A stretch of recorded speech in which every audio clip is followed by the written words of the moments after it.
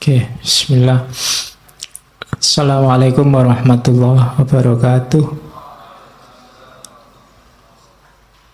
Bismillahirrahmanirrahim. Alhamdulillahi rabbil alamin. Wa bihi nasta'inu ala umurid dunya waddin. Allahumma sholli wa sallim wa barik ala habibina wa syafi'ina Sayyidina wa maulana Muhammadin wa ala alihi wa ashabihi wa man tabi'ahum bi ihsanin ila yaumiddin.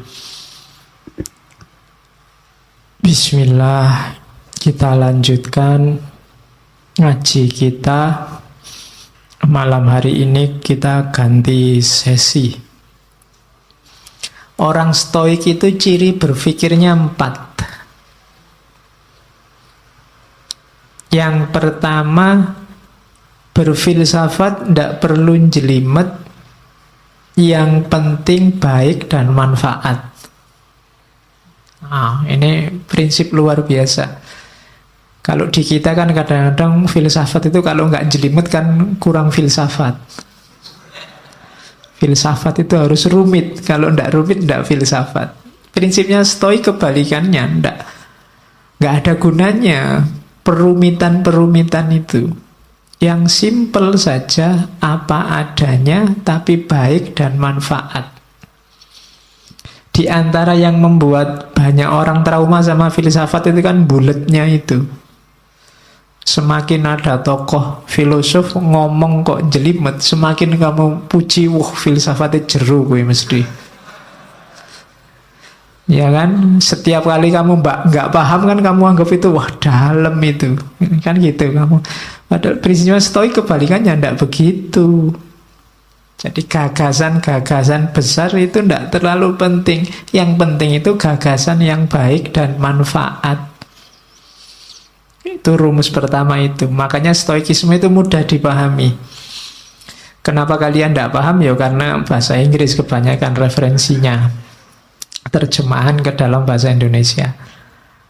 Yang kedua, stoikisme ini rasanya agak cocok sama dunia timur karena yang ditekankan dimensi internalnya manusia, dimensi dalamnya, dimensi ruhaniyahnya, termasuk konsepnya tentang kebahagiaan. Orang-orang stoik meyakini bahwa bahagia atau tidak bahagia itu tergantung dirimu yang ada di dalam, bukan tergantung yang di luar diri. Kalau kebahagiaanmu kamu cantolkan pada yang di luar dirimu, percayalah kamu tidak akan ketemu yang namanya bahagia.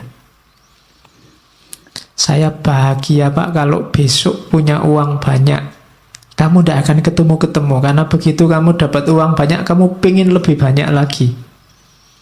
Kalau saya punya istri cantik Pak, mungkin kamu tidak ketemu bahagia karena yang lebih cantik dari istrimu besok pasti banyak. Ya mau kamu kawin, ya pas dikawini cantik, nanti lama-lama ya tua dan jelek. Yang lebih cantik pasti banyak. Kalau dasarmu hanya itu, kamu tidak akan ketemu-ketemu sama kebahagiaan. Kekayaan juga begitu. Maka katanya stoik, yang penting dimensi dalammu. Meskipun nggak terlalu cakep, nggak terlalu kaya, asal kamu puas, rela, ridho, bahasa agamanya sudah cukup bahagia. Oke. Kemudian orang-orang stoik punya pandangan bahwa alam semesta ini kalau dalam agama yang ketiga ini namanya sunnatullah. Ada logos universalnya. Jadi alam ini ada sistemnya dan ada tujuannya. Kenapa kok menurutmu kadang tidak adil, menurutmu kadang tidak imbang, menurutmu kadang tidak cocok?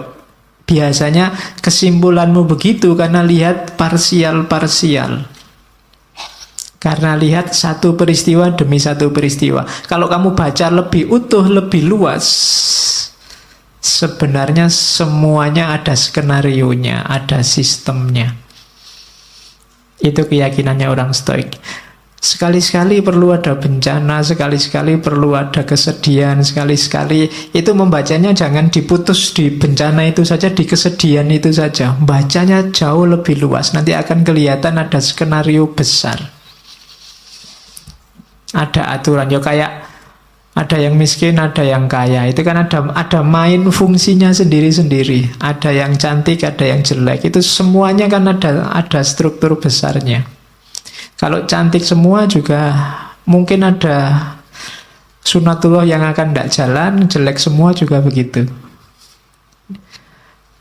Oke, kamu sendiri yang bisa nyari contoh banyak. Terus yang terakhir berarti apa? Manusia itu tugasnya ya jalankan fungsimu sebagai manusia. Tidak usah terlalu banyak komplain, terlalu banyak protes, terlalu banyak rekayasa. Malah bulet sendiri kamu nanti. Malah bingung sendiri, kayak Diogenes kemarin loh. Kenapa hidup kita susah? Kita sendiri yang bikin rumit.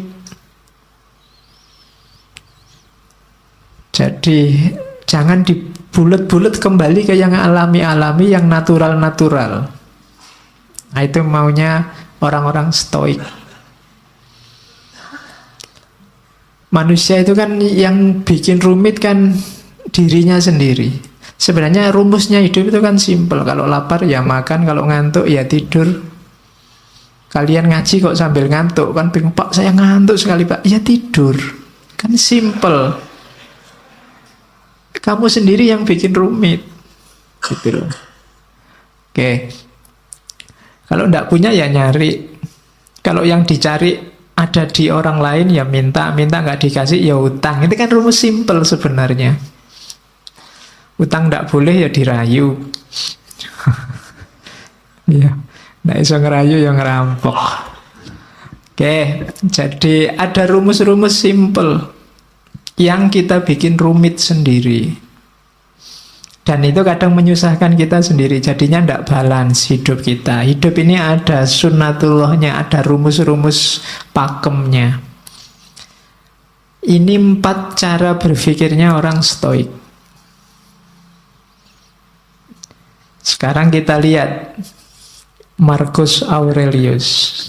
Cara dia menerjemahkan gagasan-gagasan stoik. Saya ambil pertama tentang kehidupan. Malam ini kita banyak ngomong tentang semacam quotes-nya, karena Marcus Aurelius ini tidak meninggalkan karya selain 1 buku semacam buku harian. Jadi hidup ini yang pertama rumusnya katanya Marcus, carilah apa tugasmu. Katanya Marcus, segala sesuatu, apakah itu kuda atau anggur, diciptakan untuk tugas tertentu, untuk peran tertentu, maka carilah tugasmu sebagai manusia. Sering kan saya singgung ayat afahasibtum annama khalaqnakum abasa. Itu kan Allah loh yang ngomong. Apa kami ciptakan engkau itu hanya untuk iseng? Pasti tidak. Ada tujuannya. Kejar itu. Yo, Al-Quran banyak ngomong tentang tujuan hidupmu ini. Enaknya karena sayangnya Allah sama kita, kan kita sama Allah langsung ditunjukkan ini loh tugasmu. Jadi yo kayak misalnya ini ja'ilun fil ardi khalifah, aku ciptakan manusia di muka bumi jadi khalifah. Ini kan Allah langsung ngasih petunjuk, ini loh tugasmu. Maksudnya Markus, yo kamu jalan di tugasmu itu. Setiap hal di muka bumi ini ada perannya, ada tugasnya. Jangan dikacaukan. Kamu sendiri juga jangan kacau. Nanti kamu susah sendiri. Oke. Teh ini kan dia punya tugas. Dibikin jadi minuman. Ya diminum, enggak apa-apa.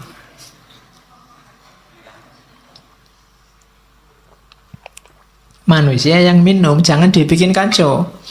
Nanti tehnya kamu pakai ngepel terus kamu siramkan di karpetnya masjid. Itu jadi kacau, kamu sumpek sendiri. Tidak di situ mainnya teh, dia untuk diminum. Jadi rumusnya hidup pertama, tugasmu apa? Yang harus kamu lakukan apa? Saya sering bilang, ndak usah cerewet tanya, apa Pak, saya ndak tahu. Ndak, kamu sudah tahu. Begitu kamu tahu identitasmu, sebenarnya kamu tahu apa yang harus kamu lakukan. Begitu kamu tahu bahwa saya mahasiswa Pak, kamu sudah tahu apa yang harus dilakukan seorang mahasiswa. Di rumah, saya ini anak loh Pak, kamu tahu apa yang harus dilakukan seorang anak. Saya ini tetangga loh Pak, kamu sudah ngerti rumusnya tetangga yang baik seperti apa.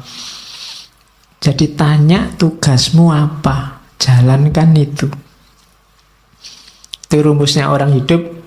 Yang pertama dan yang kedua, ndak usah khawatir, ndak bisa. Katanya Markus, manusia pasti mampu melakukan semua yang Tuhan ingin ia lakukan. Kalau Allah nyuruh kita jadi khalifah, pasti kita punya kekuatan untuk mengkhalifai alam semesta. Ketika kamu ditakdirkan jadi mahasiswa, pasti memang kamu punya potensi untuk jadi mahasiswa yang baik. Bahwa hasilnya tidak baik, itu berarti kamu kurang maksimal menjalankan tugasmu. Jadi ini rumus-rumus dasar dalam hidup, katanya Markus. Pasti bisa asal kamu tidak manja. Kita kan sering manja, sering cengeng, sering cerewet.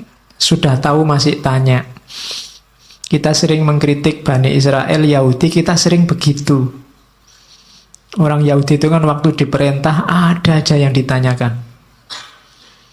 Disuruh menyembelih sapi masih ditanya, kulitnya sapi warnanya apa, besarnya seberapa, itu cerewet. Padahal begitu disuruh membelih sapi aja kan tidak masalah, tapi masih cerewet, tanya macam-macam. Padahal ya sudah ngerti pantasnya membelih sapi itu ya sapi yang semacam apa, kan gitu. Ya sama lah, kadang kayak mahasiswa disuruh bikin makalah berapa halaman Pak, kemudian referensi ini boleh enggak Pak, kamu repot sendiri nanti, salahmu sendiri, cerewet. Coba diperintah ya Pak, nah kan sudah, selebihnya kamu mikir sendiri, ijtihad sendiri. Biasanya banyak tanya itu kan maksudnya kamu ingin dapat yang ringan, atau syukur-syukur bisa enggak jadi diperintah. Kan itu. Orang Yahudi itu kan begitu. Nawar bolak-balik itu kan maksudnya yo siapa tahu ndak jadi. Karena perintahnya ndak jelas. Nah kita sering begitu dalam hidup. Kamu sering ngerti tugasmu tapi ndak jalan, kenapa? Kamu nyari alasan, nyari dalih. Alah Pak, ujian masih lama. Alah Pak, kan segalanya sudah ada garisnya, ada takdirnya. Alah Pak, selalu begitu. Nyari dalih. Terus bekalmu lengkap, katanya Markus. Yang pertama apa? Ndak usah khawatir. Alam ini ada rumusnya, ada sunatullahnya. Jalankan tugasmu sesuai sunatullah. Kenapa harus kamu jalankan sekarang? Karena tidak lama lagi engkau ndak ada. Dimanapun. Hidup ini kan cuma sementara. Kamu dikasih fasilitas hidup yang sementara dengan tugas tertentu. Kalau nanti tiba-tiba kamu dipanggil sama yang ngasih tugas dan tugasnya belum selesai, bisa jadi kamu dikasih nilai C, D, atau E. Kalau kamu dikasih nilai E kan susah. Kalau tidak lulus di kampus gampang. Kalau tidak lulus besok di akhirat, urusannya panjang. Kamu tidak bisa ngerayu-ngerayu karena sudah selesai. Tidak ada remedinya. Besok waktu dihisab di akhirat kan kamu mau ada ujian susulan. Tidak ada. Sudah selesai. Maka katanya Markus, bekalmu lengkap. Alam semesta menyediakan semuanya, termasuk hukum-hukumnya. Segera jalan karena waktu kita terbatas. Pada saatnya semua akan tidak ada, termasuk Hadrian, termasuk Agustus di kalimat itu. Hadrian ya raja sebelumnya, Agustus raja Romawi pertama yang paling sukses menyatukan kerajaan Romawi. Orang sebesar itu saja juga waktunya limited, terbatas. Kalian ini kan edisi terbatas. Percayalah Allah tidak menciptakan yang mirip kayak kalian lagi. Bikin yang lain yang lebih cakep-cakep. Terus yang kedua, katanya Markus, fokuslah pada apa yang kamu lakukan, karena tugasmu di situ. Ingatkan dirimu bahwa tugasmu adalah menjadi manusia yang baik. Ingatkan dirimu apa tuntutan alam pada manusia. Jadi alam ini kayak mesin besar, ada sistemnya, kamu punya peran. Itu yang dimaksud tuntutan alam. Kalau kamu tidak memainkan peranmu, alam ini akan kacau ritmenya. Dan ketika alam ini ritmenya kacau, efeknya ke kalian lagi, ke manusia lagi. Maka ikuti tugasmu, jalankan peranmu sebaik-baiknya. Lalu jalankanlah tanpa ragu. Jalankan kebenaran, ungkapkan kebenaran saat engkau memahaminya. Cuma ungkapkan dengan baik, dengan santun, tanpa pura-pura. Nah ini, apa yang dijalankan? Kebenaran. Menjalankannya dengan baik, dengan santun, dengan tulus, tanpa pura-pura. Itu tugas hidup kita yang pertama. Di meditation itu saya potong-potong rumusnya orang hidup itu ini. Kita ingat-ingat coba ya, ini pedoman hidup kita katanya Markus. Hidup kita itu secara durasi itu sementara, pasti ya, limited. Tidak lama kok hidup kita itu. Sudah tidak ada lagi orang yang usianya mungkin 150 ke atas. Atau 200 lah, tidak ada. Orang sudah 70, 80 itu sudah luar biasa. Malah kasihan orangnya kalau nggak meninggal-meninggal. Loh iya, malah kasihan. Sifatnya berubah. Hidup kita ini karakternya alam di antara yang kita sebut sunnatullah tadi berubah. Maka kalau kamu kaku, ritmemu akan kacau. Jangan kaku. Kamu harus luwes. Ketika kamu kaku, sementara lingkungan alam sekelilingmu berubah, maka yang terjadi ritmemu kacau, jangan-jangan kamu juga mengacaukan ritmenya orang lain. Jadi karakternya hidup ini berubah. Durasinya sementara. Persepsi kita, pemahaman kita, sifatnya abu-abu kalau bahasanya. Abu-abu itu apa? Kita ini manusia yang terbatas dan pemahaman kita juga terbatas. Kebenaran, kebaikan yang kita pahami itu sebatas kemampuan kita. Maka tadi jangan kaku. Kalau kamu kaku, kamu akan mandek di keterbatasan tadi. Kamu tidak berkembang, tidak lebih baik. Padahal kamu harus lebih baik terus, karena hari ini kamu terbatas. Besok batasmu harusnya lebih luas. Jadi persepsi kita ini suram. Kita itu tidak ngerti sangat banyak hal, ngertinya cuma sedikit. Berarti apa? Kebenaran yang kita tahu sebagai benar juga limited, terbatas. Bukan karena kebenarannya yang terbatas, tapi kapasitas kita yang terbatas.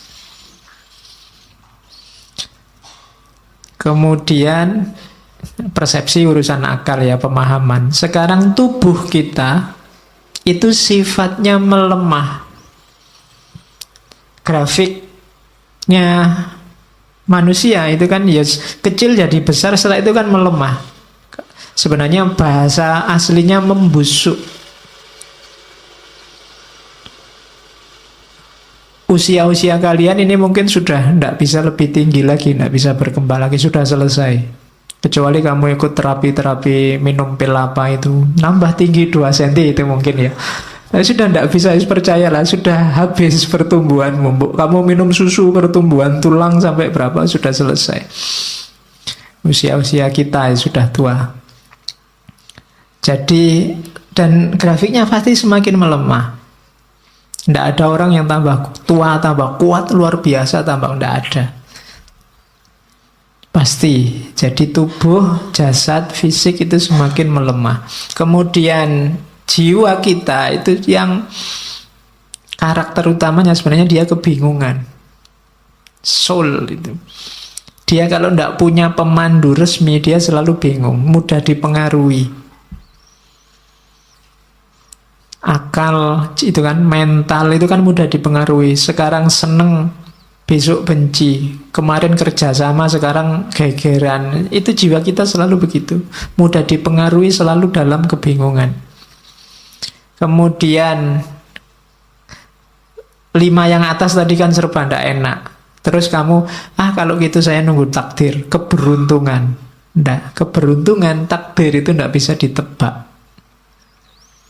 Tidak mesti.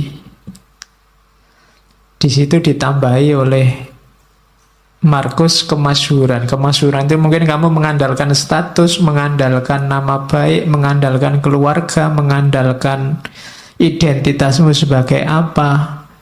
Katanya Markus itu juga tidak pasti. Seterkenal apapun orang pada saatnya juga lenyap, dilupakan. Jadi ternyata hidup kita itu semacam ini. Ringkasnya apa? Katanya Markus, hidup ini bagian fisiknya seperti sungai. Dia berubah semakin lama semakin melemah. Sungai itu kan mengalir semakin ke yang lebih landai, lebih ke bawah. Sementara jiwa kita, rohani kita bagaikan mimpi dan kabut, tidak jelas, kebingungan.